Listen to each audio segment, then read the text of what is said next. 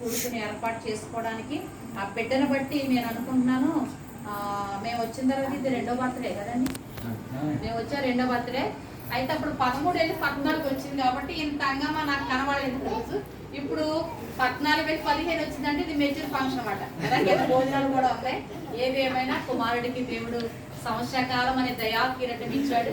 మరి కుమారుడు కూడా మనుషుల దయలోను దేవుని దయలో వర్తిల్లాలని తన స్టడీ అంతట్లో దేవుడు జ్ఞానం ఇచ్చి మంచి ఉన్నతంగా చదువుకుని తను వాళ్ళ తమ్ముడికి వాళ్ళ చెల్లికి ఒక ఆదర్శ అమ్మాయిలా ఉండాలి. వాళ్ళకి మంచి నేర్పాలి, భయభక్తులు నేర్పాలి, చదువు నేర్పాలి. నీవే క్రమం లేకుండా అటు ఇటు తిరగడము, ఫ్రెండ్స్ దగ్గరికి వెళ్ళడం, ఇవన్నీ కూడా ఎక్కడి నుంచి మనం మానేసుకోవాలంటే ఫ్రెండ్షిప్ మానేమని చెప్పట్లేదు, కానీ చక్కటి క్రమమైనటువంటి రీతిగా వెతికినట్లయితే నీ తర్వాత నీ తమ్ముడు నీ చెల్లి కూడా మంచి మార్గంలో నడుస్తారు.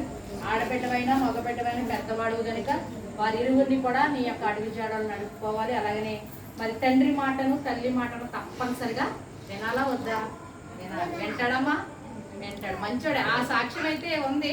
మా చిన్నోడు మాత్రం మా పార్టీ మీదనే కొంచెం విండగాని పెద్దోడైతే మాట వింటాడు. పెద్దలైన గౌరవం, తల్లిదండ్రులను చక్కగా గౌరవిస్తాడు. సేవకులు కూడా చక్కగా మసీఆర్ గారినే కాదు మమ్మల్నే కాదు చాలా చక్కగా పిలవడం నేను విన్నాను. ఏది ఏమైనా దేవుని మాటలు ఒక్క మాట ఏంటంటే యెహోవా యందు భయభక్తులు కలిగి ఆయన త్రోవలు యందు నడుచు వారందరూ ధన్యులు. మరి దేవుని యందు భయభక్తులుగా నడిస్తే మనకి ఏమైతే ఆశీర్వాదాలు కావాలో దేవుడు అవి మనం వెంటనే పంపిస్తా ఉంటాడు. మరి ఈ దినము నుండి మొదలుకొని నువ్వు బ్రతుకు దినములన్నీ కూడా నీ వెంట కృపాక్షేమములు రావాలని, మనుషుల దయలో దేవుని దయలో వర్తిల్లాలని, తల్లిదండ్రులకు లేదా కుటుంబస్తులకు, గ్రామానికి, సంఘానికి మంచి పేరు తెచ్చే కుమారుడిగా ఉండాలని దేవుని సేవకురాలుగా నేను కోరుకుంటూ ఈ మాటలు ముగిస్తున్నాను. దేవుడి మాటలను దీవించి ఆశీర్వదించిన గాక. నాకు ఈ సమయం ఇచ్చిన సిఆర్ గారికి ప్రత్యేకంగా చక్కని మాటలో మన పాఠంగా చెప్పాడు. ఇదే మీ నాన్న పెద్ద కుమారుడు, ఇంటికి నువ్వు పెద్ద కుమారుడు. పెద్ద కుమారునికి చాలా బాధ్యతలు ఉంటాయి. ఇది మన దేశ సాంప్రదాయం ప్రకారం, బైబిల్ ప్రకారం కూడా చాలా బాధ్యతలు ఉంటాయి. చక్కగా నెరవేర్చాలి. అందులో అందరికీ మార్గదర్శకం ఉండాలి. దేవుడిని అందరు నిలబడితే పాస్టర్లు ప్రార్థన చేస్తారు.